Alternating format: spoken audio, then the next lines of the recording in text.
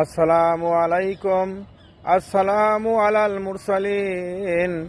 আমি doctor S M Habibur Rahman 129 health and drugs এবং গবেষণা কেন্দ্র থেকে আমি আপনাদের সামনে আজকে একটি কথা বলবো, সেটা হচ্ছে শবে মেরাজ বা ইসরা বা আসরা সম্বন্ধে।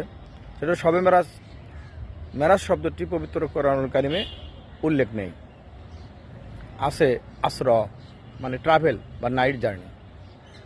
আমরা বিষয়টা একটু উপস্থাপন করি, তাহলে বুঝতে পারবেন। আমি আল্লাহ সুবহানাহু ওয়া তাআলা 17 নম্বর সূরার 17:1 বললেন, সুবহানাল্লাযী আসরা বিআবদিহি লাইলাম মিনাল মাসজিদিল হারাম ইলাল মাসজিদিল আকসাল্লাযী বারাকনা হাওলাহু। আর বলছে, ই exalt is one who he carried his servant by night, travel to distant place from Masjid al Haram to Masjid al Aqsa.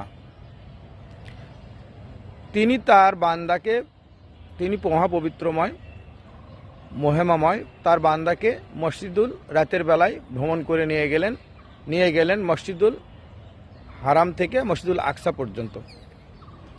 অপর একটি আয়াতে আল্লাহ সুবহানাহু ওয়া তাআলা উল্লেখ করছেন সূরা নজমে 18 নম্বর আয়াতে, ইনদা সিদরাতুল মুনতাহা লাকাদ রাআ মিন আয়াতি রাব্বিহিল কুবরা।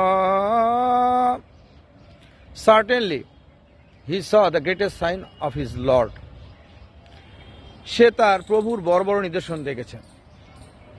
আল্লাহ সুবহানাহু ওয়া তাআলা এবারে তেমন কিছু আর বলেননি, এ পর্যন্তই উনি রেখেছেন। এবং সেখানে হয়েছে জান্নাতুল মাওয়া অবস্থিত, এটুকুই বলেছেন। আল্লাহ সুবহানাহু ওয়া তাআলা আমাদেরকে ইসরা বা আসরা সম্বন্ধে বা নাইট জার্নি সম্বন্ধে বোঝার তৌফিক দান করুক, সঠিকটা বোঝার দান করুক, এই আশা ব্যক্ত করে আমি শেষ করলাম। আসসালামু আলাইকুম। আসসালামু আলাল মুরসালিন।